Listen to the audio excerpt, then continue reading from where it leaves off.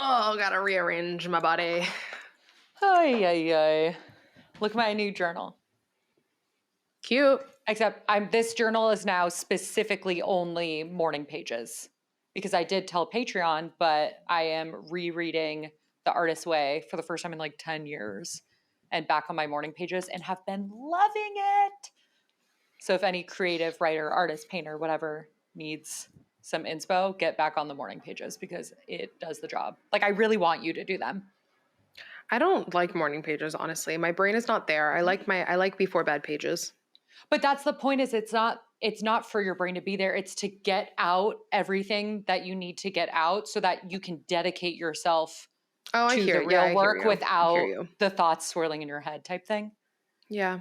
You just have to, it's different than journaling. You know what I mean? Like it feels very, very much like a separate practice to me. To That's mind why dump. I have a different notebook.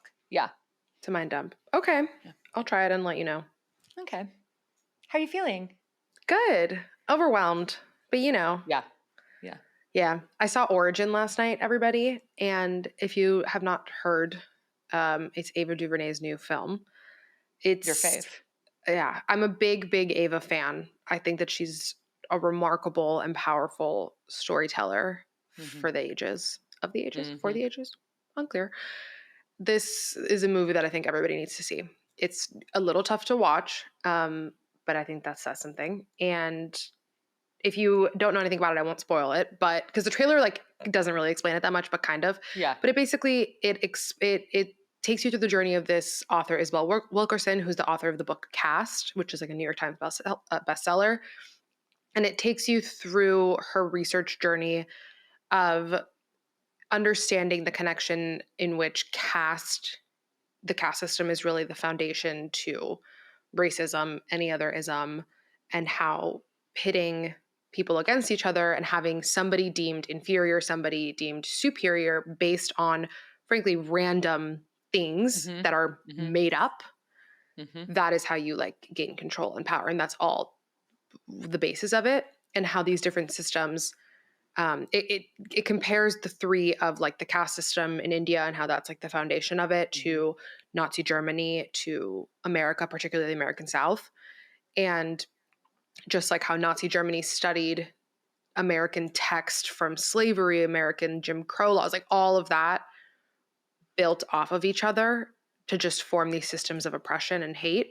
And it is such a powerful film, not only because of the context of the film and what it's begging you to look at, Mm-hmm. but also just in the way of reminding you why stories are so important. Mm-hmm. And thank God that this woman makes movies, and thank God that Yeah. people like her are here and brave enough and courageous enough and Mm-hmm. disciplined enough to make this art. I And love what that you say discipline with art oh because that yeah, is so true. oh yeah, because it gets to that Mm-hmm. point. I was just reading a chapter in The Creative Act, which we love, Rick Rubin's book, and it was literally talking about that. It was after the seed has been planted and you've done that sort of exploration phase and you're entering the craft phase, that is where this discipline enters, because now Mm-hmm. deadlines exist and you can't just Mm-hmm. keep fucking with this idea because you keep wanting to tinker it. It comes to a Right. point that you have to take that next step. So I think discipline obviously is a huge part of that. It's a lot. I feel It unlocked a overwhelmed. lot in you. Yeah. It unlocked a lot in me as a storyteller and as a creative and as just an emotional being. Mm-hmm. It is hard to watch. I will warn you. I sobbed for 2.5 hours. It's really powerful. Just the images. It's so interesting to watch a movie that portrays such painful images of human hate and juxtapose that with just joy and human experience, and the fact that what is going on the outside has nothing to do with who we are internally and how we are so connected as Mm-hmm. humans in that way by our Mm-hmm. emotions, and just we're all dealing with the Common same denominator. internal shit. Mm-hmm. I'm always blown away by how powerful illuminating the human experiences. And I mean, not to get too just the art of it all, but that is really Mm-hmm. why I do what I do. And I've always said that of I feel like my purpose here is to make us all remember that we're humans and to connect us as Mm-hmm. humans. And I think sometimes I get caught up in feeling like that's a silly thing, but it's not. And watching a movie like that reminds you of how powerful that can be. And guys, I'm not comparing myself to Ava DuVernay. Let's just put that very clear. I'm just saying that like remembering that we're all human beings living a human experience is really fucking powerful. And if we were to take a fucking second to recognize that and take a little bit accountability, because I think we're really scared to take accountability for something that is not our direct fault. But as they put it in the movie, like Isabel Wilkerson talks in her book about, she compares America to an old house, and she's like, you can't move into this old house and ignore the history of the house. Just because you're not the one that built the house doesn't mean that now you living in it, you have to address those cracks. You have to look, bare minimum, you have to look at the cracks. Mm-hmm. And it talks about trauma and how you don't move through trauma by ignoring it. You move through trauma by confronting it and looking at it. And I think that's something that Ava does really beautifully in her work, is she doesn't like shove shit in your face for this like shock factor to force you to move into activism and force you into action. It's like she just beautifully portrays reality and invites you as an audience member to just look at something. Open your fucking eyes and look at it. Art is not frivolous. Mm-mm. Even when I went to Luna Luna, like there's an entire timeline that was essentially a deep dive into the history of the 20th century and every political move, what year each artist was born, what current events impacted the way they made art. I mean, Basquiat's Ferris wheel is there, and just even the way people interpreted, oh, it's an amusement park, we're making something for the kids. And Aaron and I just talked about the Ferris wheel so much because so much of it was silly. There was like a fart installation. So much of it was light and silly for the kids.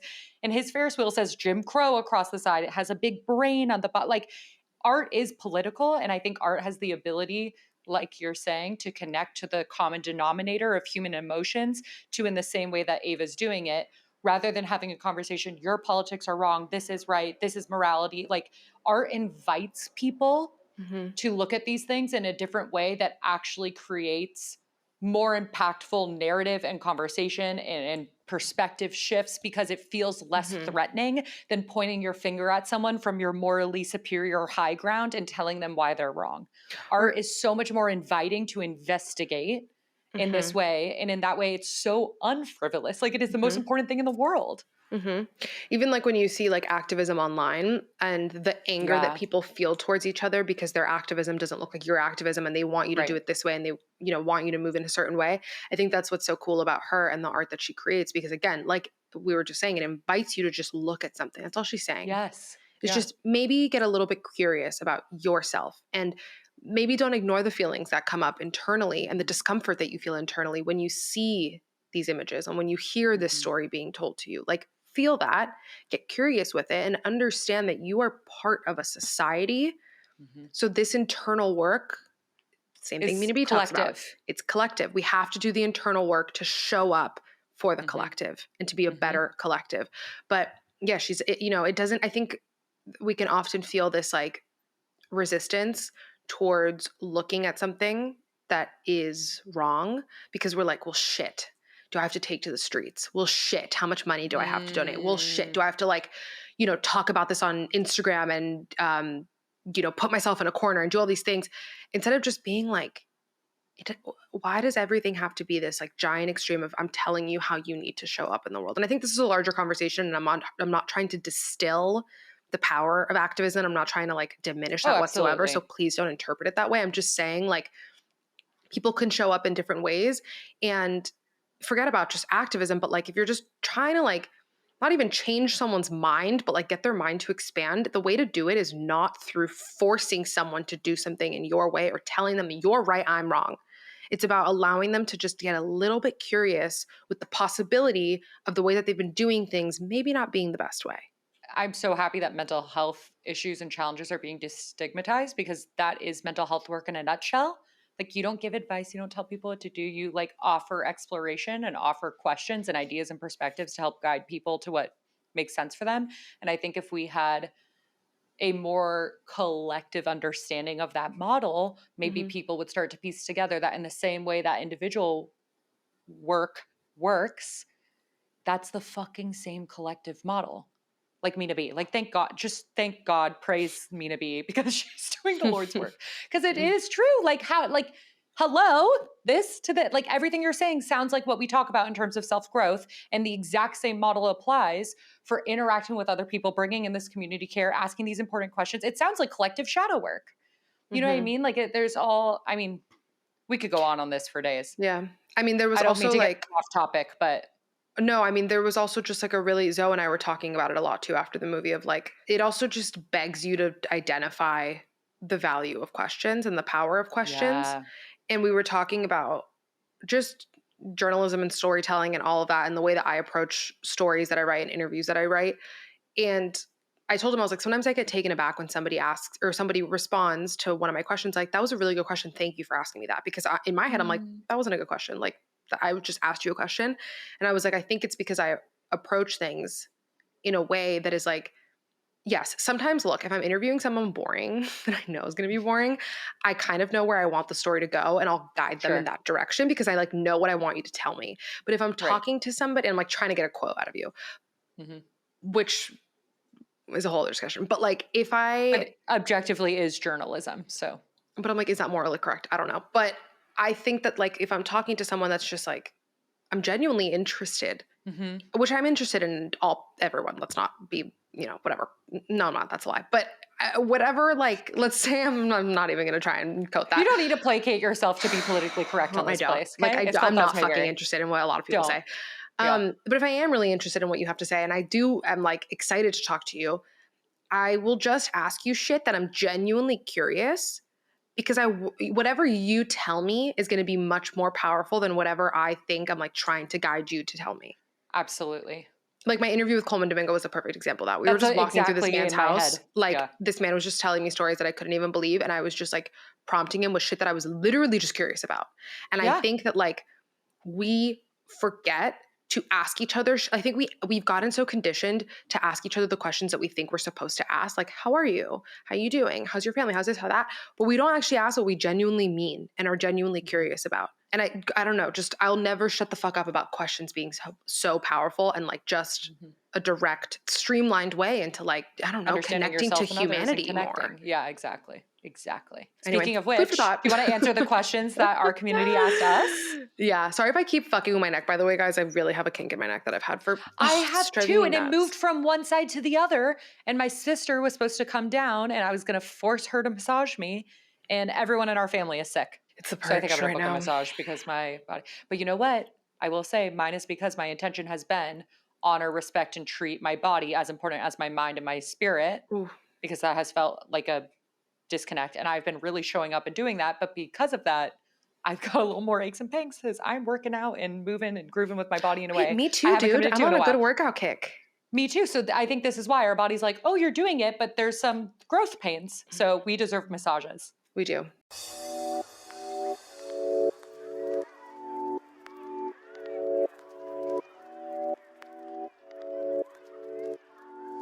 Okay.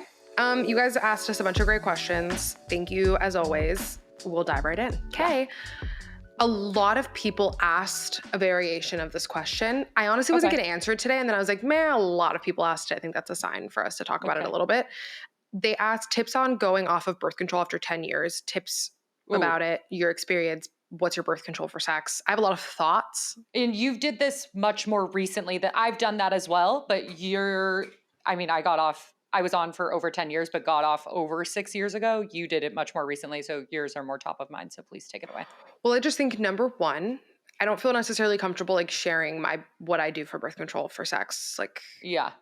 I think it's a personal journey. Yeah. I think while my personal opinions on hormonal birth control are allowed to exist, I think that access to healthcare is like the most important thing in the entire world. So I will never tell somebody like what to do with their Yeah. own body.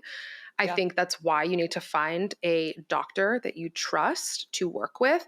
And I don't want to say that flippantly because I'm telling you right now, finding a gynecologist that actually fucking listened to me and took me seriously was a decade-long process. And I'm not even going to placate that to like try and make someone feel better because it was tough. Mhm. But I implore you to keep looking if you don't feel like you're being listened to and you're being dismissed Mhm. because it happens a lot with women's healthcare and especially with birth control with issues that arise from birth control or any issues that arise in our bodies. They're like, man, it's Mhm. just how it is. So I urge you to keep looking and not get discouraged and keep it pushing. But it's definitely very important to work with a doctor in this. At least for me, it was. There's also some really great resources. I love Alyssa Vitti. I think her book In the Flow is fantastic. She has a company called Flow Living that you can work with professionals on there. And she really Mhm. deals with like hormonal health. Um, Mhm. but even if you don't have like a hormonal imbalance or anything like that, like she does like cycle syncing and all that sort of stuff. And so her website and her company Flow Living is a really cool resource that I would suggest you like look into. She We also has love. been on a bunch of podcasts. Um, she's just like a really interesting woman to talk to. Would love to have her on the pod one day. Mhm. And that book in particular was what I was reading when I was like prepping my body to get off the pill. I'd been on the pill for 8 years, so I completely understand you. In terms of my experience, so what I'll say is like find a doctor you trust, find some resources, and prep your body. I wouldn't cold turkey it. I don't know. That's just Oh me. yeah, I Um, agree. in terms Everybody's of, different. yeah, in terms of my experience, I really felt like I went through puberty again. It was emotional, it was intense, but then I also had this really intense sigh of like relief in terms of feeling like, oh, this is what my body's supposed to look like. This is what my body's supposed to feel like. I felt at home for the first time Mhm. because I got on I the felt like pill myself, very, yep, personality wise. Yeah. right, that too. Mhm. I went on the Mhm. pill very quickly after hitting puberty, so I don't even think like I Same. adjusted. And then it's been a wave since then of like me having to work with my doctor because like I have PCOS and like my periods are painful and I have to like balance my hormones and I, do a lot of check-ins and shit, but like it's a very personalized journey. Do um you or do you not have an entire YouTube video about this too, if people are more curious for I a took it longer down discussion? actually. Did I you? took it down because I feel like there was information in there that was like not correct. Hmm. Okay. Cool. And Good I for you. don't feel comfortable. Like I'm fine that I filmed it and then I Sure. posted it for so long, but rewatching it, like I You think learned it's fine something to new take and accountability and be like, I actually don't like what I said there, and I don't think that like I gave a robust image, and like maybe I'll talk about it later when I'm like cool. more comfortable Love with it. that. Honor that growth. I love that. Good for you. What about you? I mean, you covered everything I feel 100%. Okay. I agree with all the same guidance. Okay, this is a sweet question. What's something that you've been meaning to tell someone recently? Did something come to mind to you immediately? Because I'm going to have to take a think. Nope, I need to think too. Okay, hold on. Pause for everyone, hydration break. I thought of one. Okay. And it's funny because my mom pissed me off recently. And in that, healing is not linear. And in her pissing me off, I should remind her yet again how much growth she's done, particularly in the last 10 years, 5 to 10 years. That's sweet. She's a different person. Our relationship is better. Not like it was ever horrible or bad or anything like that, but just she's really been open to growth in a cool way that when I was younger, I didn't anticipate her being. And Mm, it's allowed us to get closer. And she's going to continue to piss me off for the rest of her life. And that's going to be fun. And that's the journey. And she's changed and grown a lot. And I'm proud of her. that's really nice. Yeah.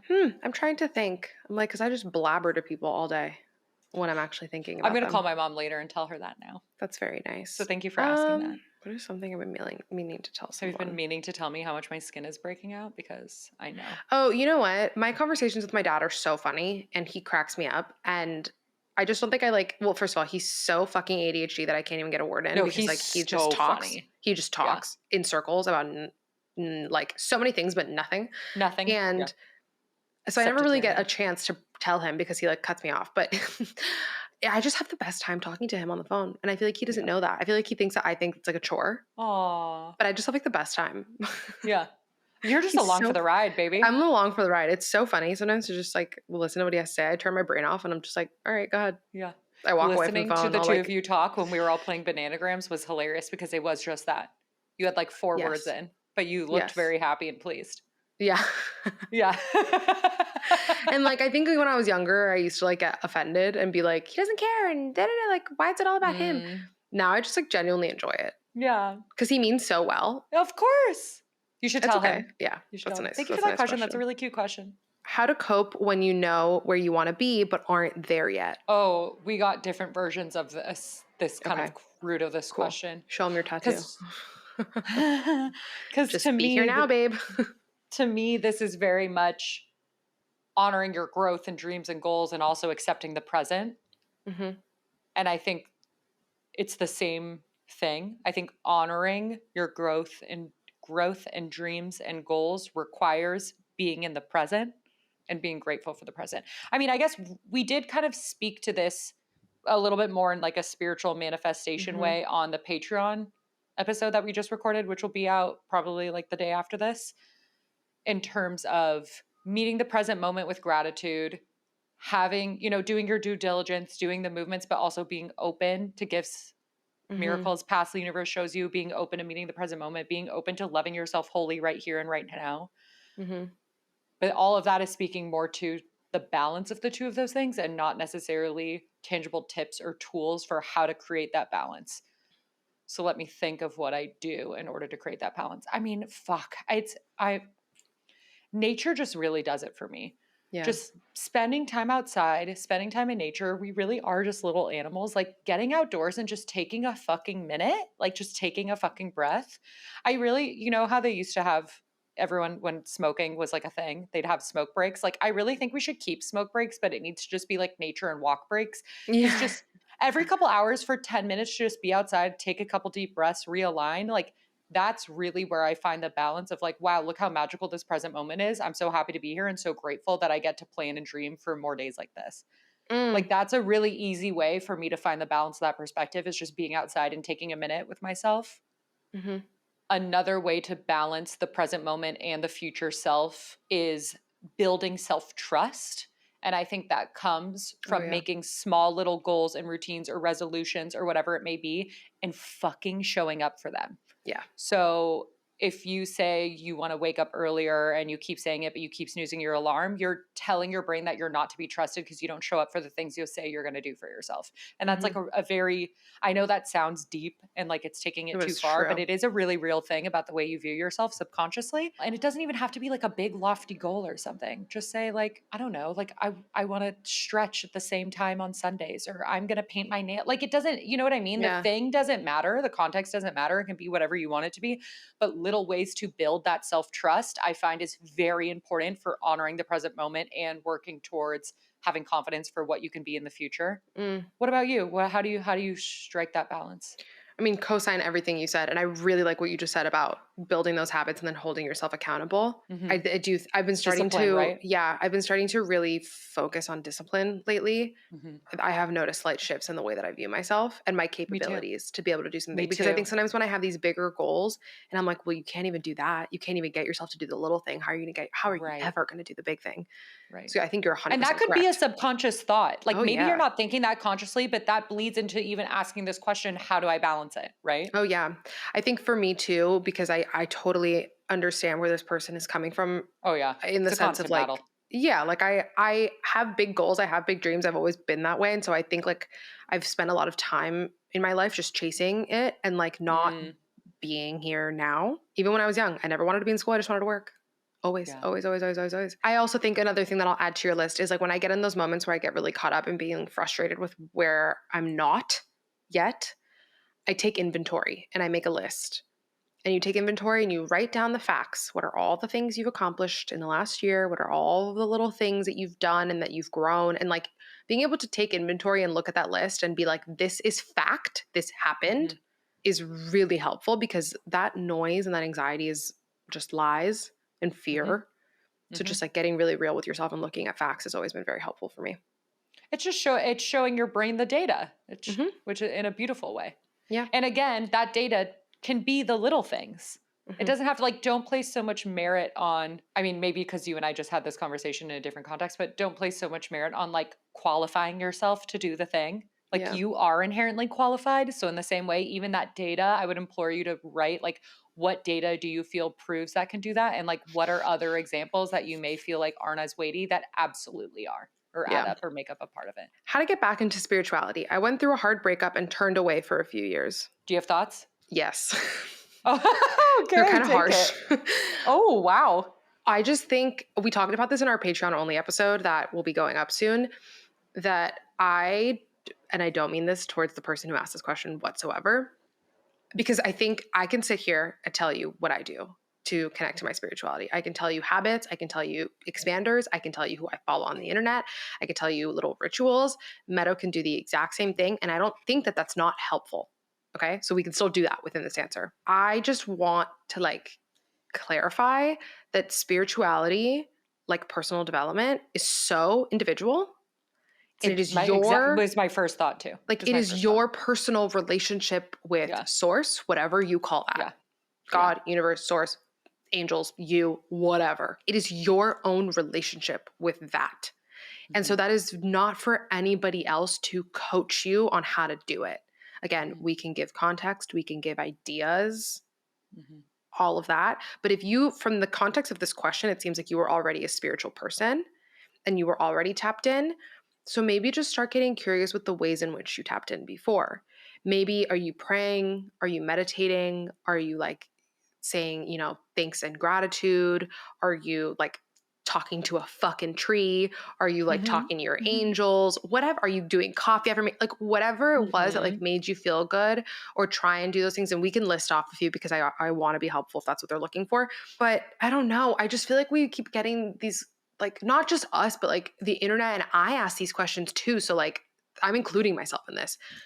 It's so She's easy to just projecting. look at other I'm just kidding. people. No, we had a whole conversation on Patreon about me Yeah, it was projecting a lately. joke on Patreon. Yeah. But like we spend so much time asking other people to tell us how to live our lives and how to connect with our own fucking source, Mhm. when it's just really like an individual thing. And I think the Mhm. answer is within you. I don't know. And it was exactly my first thought where I went to. And frankly, I think if you were to do that rather than to seek it from someone else, that would be the first step in developing that intuition, which is a big part of spirituality for me. Following Hmm. yourself and following your intuition, because as Gabby said, it's a personal relationship for you. So going back to just like in this moment, taking some deep breaths and asking, like, what would that look like for you? Follow Hmm. that. Don't follow what a routine on TikTok is saying.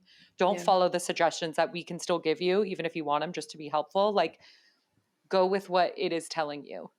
Hmm. And that could look so different than ours. Hmm.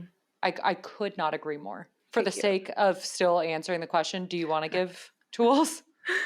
Um, I could just fire them off. Coffee affirmations, meditating, scripting, journaling, morning pages, outside time in nature, listen to spiritual lectures to get inspired, create, play, get in a flow state, pray, pray, ask. ask questions, ask for guidance, Hmm. play with tarot cards. Ask a question in your journal and just wait and see what comes. See if you answer it in your mind and on a flow. Like, Hmm. This was an interesting question because I didn't really know how to answer it, because I'm like, hmm, couldn't have. I don't know. What are ways you wish you would have shown up for your younger self when you were younger? mm. I think I showed up for myself when I was younger, often harshly, Yeah, me because too. I felt so overwhelmed and so like I was the only one that could do it, that I did it very aggressively because I felt like it was the only way I could to be taken seriously or to make a point. And I don't think that's true. I think you can keep your heart open in hell, you Hmm. know? So I guess wish I would have done it softer, but I still don't, because I think it led me to develop the thought to be soft now. You know what I mean? I mean, Yeah. I'm not someone that often wishes things would be different in the past, but I can see the way in which I showed up for myself developing and changing and giving me insights and epiphanies and conversations with myself now that allows me to show up for myself in a different way that I really fucking love, respect, and admire. I just don't even think I had a fucking concept of what an inner child was before I went to Hoffman. Like, I don't think I ever made that connection before the age of 22 years old. Like, there was no way in hell that I was like thinking about like little Gabby. Mm, That connection did not exist to me. I'm really mm, trying to think about it. Like, even if emotionally it did, and I just didn't know how to express it, but I mm-hmm, never would make that connection of like all the memes we see now of like, this is who you're talking to when you're yelling at yourself, whatever. mm-hmm, mm-hmm, That connection wasn't even there. So that's why when I first saw that question, I was like, I don't even know how to answer that, because I don't even think that connection existed for me. I was really mm, harsh. I was really harsh with myself. And I don't mm, think I realized who I was talking to. Like, yeah. now I feel so much more integrated with all of those versions of me and all of like the little tiny versions of me that exist within me, that like I can think about that more, but I don't even think I had a concept of that. Mm. I'm so grateful that people that are young now like are actually growing up thinking about that. It's fun to hear when we answer questions like this because, like, I was absolutely raised with a deep concept of that. just because mental illness was so rampant so Mm, young. I had psychiatrists in my family. I had like known yeah. about Esalen. I was given a Ram Dass book at age 14, 15. Yeah. Like I was so many people died when I was so little. So that inherently creates that. Like it's always fun to see the way you and I come to the same conclusions. And yet we're raised with like such different beliefs or like understandings around these things Hmm. sometimes. That's my very baby. That's my very. God, I'm starving. I'm so hungry. I'm so I didn't hungry. Can eat you dinner tell? last This is why night. I'm leaning back so much. Why? Well, because the movie that we went to was at 6. I had worked out Wrecked before. you So I like, emotionally. yeah, Yeah. so I chugged like a protein drink like on the Ugh. way to the theater because I was like, I need some Right, caloric right, right. intake right now. And then I got popcorn, but then like the moment shoveled it down my throat until the Yeah. movie started. Once the movie started, I was like, I can't eat anymore. So I stopped Yeah, eating. I yeah, wasn't yeah. hungry. And then when we got home, it was like 9:45 and I was like, I'm not gonna like eat and go to bed. Right, right, right. So I just didn't eat. And then I had a big breakfast, but I'm like fucking hungry. The moment I finished eating and like went to get ready, I was like, great, I could eat again. I'm so hungry. Yeah.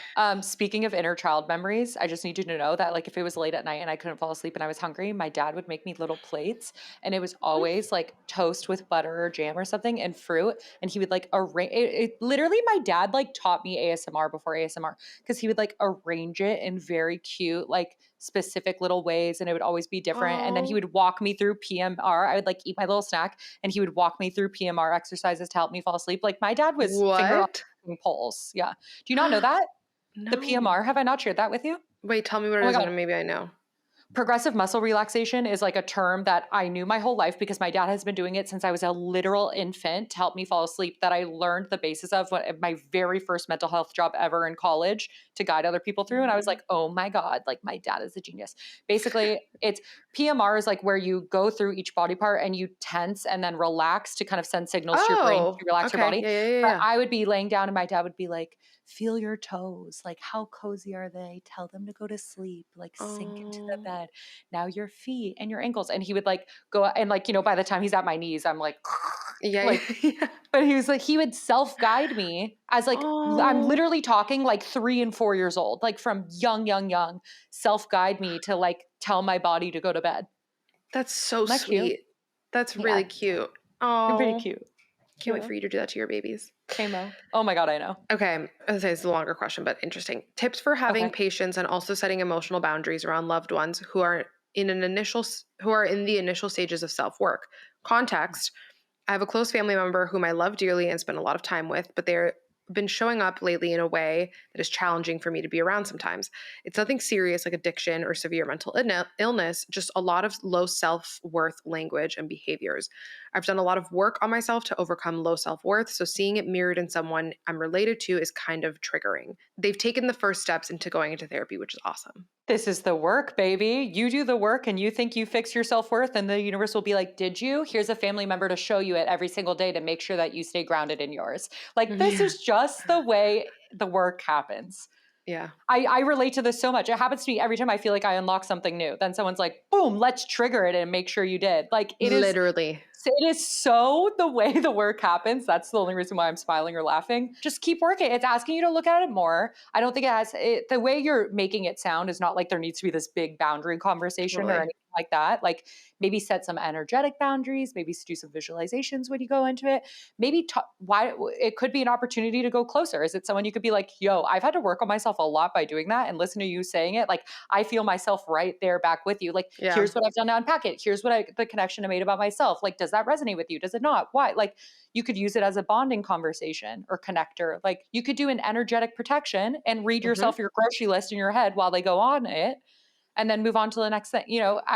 I don't know. It's your relationship, your Yeah. own unique journey. I just very much relate to feeling like you've healed something and then watching someone else close to you in your life repeat it over and over again to make sure you feel grounded in it. Like that is just No, so it's so true. that's so the work in a nutshell that my God, I hear you. Yeah. I hear It's you. it's so funny realizing that like part of it is that other people are going to continue to suck in their own ways in the same way Oh that yeah. you suck in your own ways and Oh like yeah. you can't change them. All you can address is how you show up to the conversation differently. And Like people are respond and allowed to have their absorb and emotional reactions in however fucking way they want. mhm. But it also is frustrating when like you do this and then you're like, "Oh, but then I want everyone to be like in my life that's like great and like they have the same reaction as me and we're all doing the thing." And it's like that's just not the reality of It's never gonna the happen. world and it's Never just gonna never happen. going to happen. So I love the little emotional protection shield. And I also love your advice of like, sometimes it's nice to like make a joke out of it and like talk about it together because I've definitely done that. And then also it's nice to be like, I actually don't want to inform you of how I'm feeling because I don't think it's going to be useful. I don't think it's going to be helpful. I Totally. don't think it's going to make you feel good. I don't think it's going to Totally. make me feel good. Like, what the fuck is the point of that? I'm just going to show up nice and Yep. protected and keep pushing. I remember I had an Yep. ex-boyfriend like really fucking try and get me to like spill everything I like thought about my parents in Hoffman like to my Oh, parents. And I was like, no, no. that's so That's unhelpful for everybody inappropriate. involved. That's so inappropriate. Absolutely. Like, Absolutely. no. So we don't know Anyway. your relationship, it could go any which way, but I would just say what it sounds like to me in my own experience of that is it's usually asking me to keep looking at the thing. Yeah. And maybe meditate. Meditate just creates all the space between you and your reaction and your response. So when the thing comes up and you notice yourself getting triggered, meditation daily will allow you in that moment to be like, ooh, there it is. That's interesting. Let me Yeah. get curious about it. What is it telling me? What does it feel like? Like, why am I absorbing what that? You know what I mean? It helps to ask all the questions, the importance of Mm-hmm. questions. But I feel you. Feel you. Okay, we have a couple more. How do you know when it's time to stop going to therapy? I think when you know, you know. Well, also, it's different for everyone. It is different for everyone. Annoying answer, but it's true. It's different for everyone. When you just don't think it's being helpful anymore, when you feel like you're just running in circles. And maybe it doesn't mean stop. Maybe it means find something that's different, that's also supportive, find a new thing. Maybe Mm-hmm. it's stop for a while, find a new therapist, like whatever it may be. But if you're asking because you're not gaining from it, then look at other things. Yeah. That's okay. Would love a chit chat about favorite recurring signs and symbols. Michaela asked that. Oh, Michaela, I love you. I'm not answering that question right now. You can if you want. Favorite recurring signs and symbols, again, are so unique and individual and personal. So it's not necessarily that I want to share them all the time because I just they're like like don't my want to do special that. symbols. Yeah, Yeah, that's how I feel I about it. feel like I want to protect them and share them. I will say developing a relationship with frequently occurring signs and symbols is one of my favorite ways to chat with the universe. Oh, 100%. It's so Chit fun to chat, chit laugh and be chat, like, chit oh, chat. thanks, girl. See you. I also know that Michaela has like a really beautiful book, and I do too, about signs and symbols and about like Oh, all across cultures and the meaning and how I far want it. back they go and hieroglyphics. And yeah, dude. So it's really fun to go down that rabbit hole. I find my interpretation of them sometimes is super aligned, sometimes is different. I think it's all whatever you Hmm. want to make of it. But I will say, like I know we've discussed the feeling of seeing signs and symbols and the feeling of like Yeah. being in the flow and that communication in a really beautiful way that just feels tapped in. But I would say, like, I've never sought them out. They've always revealed themselves to me. Yeah, but I'll ask. Oh, absolutely. But I mean like a specific. Like if it's specifically this thing, I've never been like, oh, that's going to be my symbol. Show me it. It's like I Yes, I'm will not ask like, that show after I me a already have that butterfly. as a Yeah. symbol. Right. Yeah, yeah, But yeah, if yeah, yeah, yeah, butterflies are yeah. your symbol, I could ask the universe, show me 2 butterflies today to see what Hmm. happens. But I think they reveal themselves to you, which is kind of cool. So if you feel like you don't have them and you're just curious or interested or think that might be fun for you, that's a very good opportunity and exercise to practice presence, practice mindfulness, Hmm. pay attention, look around, get curious, view the world as an artist, like look at every nook and cranny and everything around you in details and like see what comes from it. Sorry, I took a shit on your question, Michaela. I love you. We love you. They asked, how do you bring something to a relationship with your mentor? What I think what they mean is because we've talked about mentorship on here in a way that it's a two-way street and that they're not going to be the only ones adding value and you are able to add Okay. value. That's how I'm interpreting it. I don't know what they mean by it, so let's roll with that. Like, let me know if I'm really missing the mark and if I've lost the plot. But that's what I'm interpreting your question as. And I think Okay. that it depends on the individual mentor. Like, I Mhm. think, okay, for example, I moderated a panel with this amazing journalist, Danielle Robay, on it. And she was talking about how she's had like amazing mentors, like Larry King is one of her mentors. Mhm. And she was saying that like she would just start sending him like, she was like, what value can I bring to this guy? Like, what can I bring? I'm learning so much from him. What can I possibly teach him?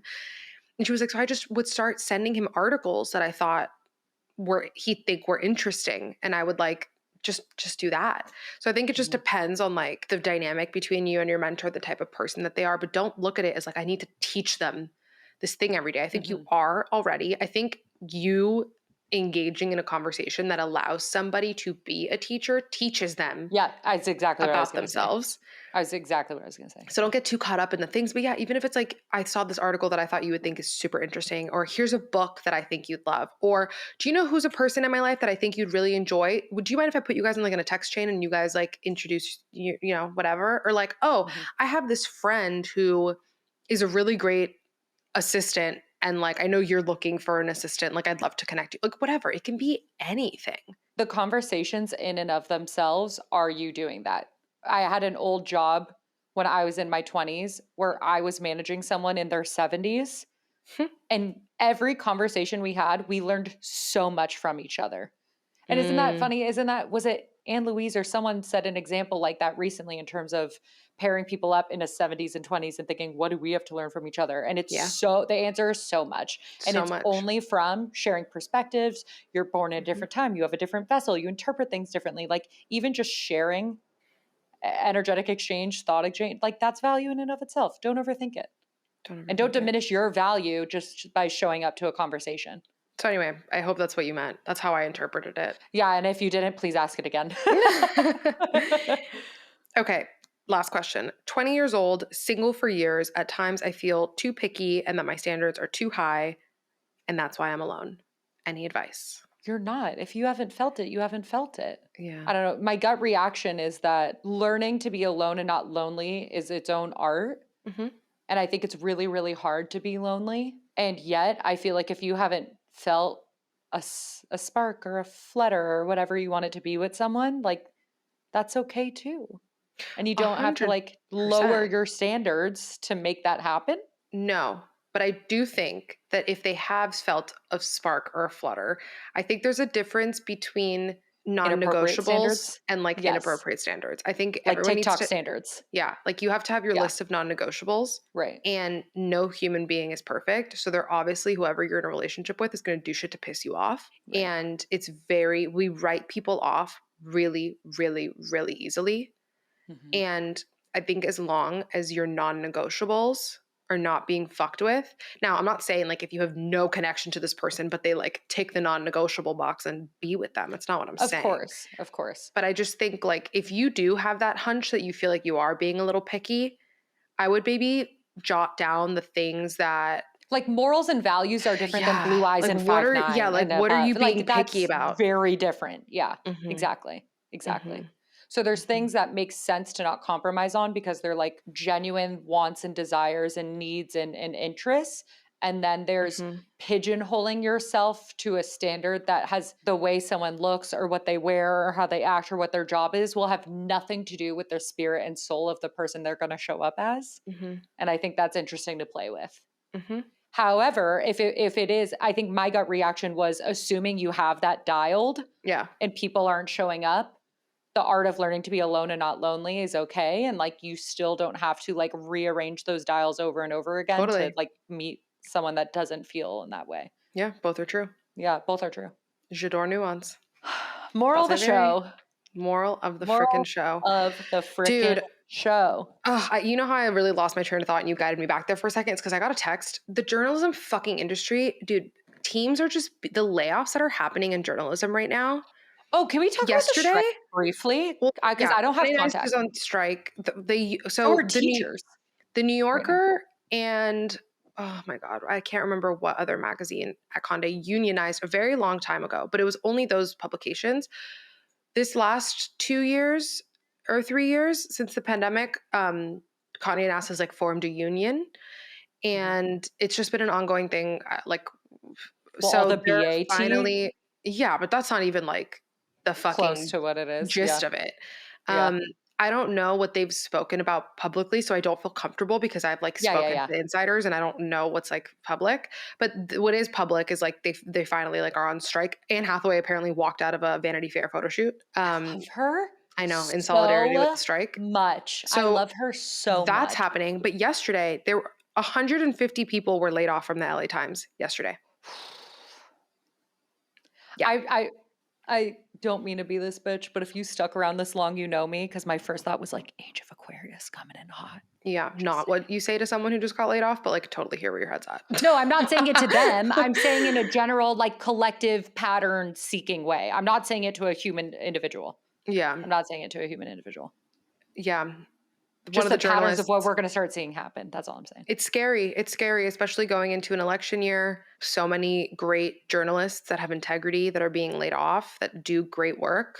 It makes you think. Election year in and of itself could be a Patreon unpacking because, like, the thoughts, I mean, it's all we've been talking about. And by we, I mean me and Aaron, but you and I too. Anyway, if you were one of those people, I am really sorry. Your voice matters. You're very talented, I'm sure. And something great will come your way. Speaking of like cool expander / media, just that I believe in, there's a show called Breaking Points, and it's a man and a woman, and one was a Republican and one was a Democrat, and they used to do a show called The Hill, and then they ended up being censored by all the stories they wanted to bring because of who was funding the show, and they were like, Mm-hmm. "Fuck this! You can't limit. Like this is what journalism is. You can't limit us." Broke away, started a new YouTube channel from zero, and now like already have over 1 million, and they are very much like, here are the facts. Here are perspectives from different sides, like very much more middle of the road. Like they're something I believe in, but I also just think that's a cool example of like, yes, your voice does matter. And even if other people in different places won't hear it, like you can find a path and other people like us that resonate it, like will find you. Yeah. Oi. All Oi, right. oi, oi. We Thank gotta you get some for, food in us to deal with yeah. this. Thank Yeah. you for asking questions for everyone that Thank you for did. asking important questions. And we will see you in the next episode. Thanks for listening. Don't forget to / drink some watching. water, take some deep breaths, get outside today, kiss a tree, Fucking hug a tree, bitch. hug a tree, hug a meadow. Bye. Bye.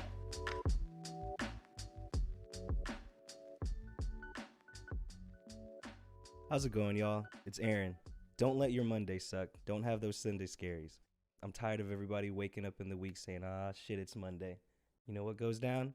TMV releases every week on Mondays. Make sure you rate and review wherever you get your podcasts. And if you're watching YouTube, yes, TMV has a YouTube. Be sure to subscribe and ring that noti bell and never miss a thing. And also, join the TMV Familia by joining the Thoughts May Vary Patreon and by following at Thoughts May Vary Pod on Instagram and TikTok. Thank you for listening. Great. There you go. Thanks, AB. Got y'all.